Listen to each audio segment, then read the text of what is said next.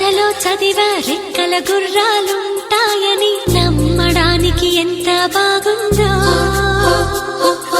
బాలమిత్ర కథలో చదివా పగడపు దీవులు ఉంటాయని నమ్మడానికి ఎంత బాగుందో. నా కోసం రెక్కల గుర్రం ఎక్కి వస్తావని పగడపు దీవికి నువ్వే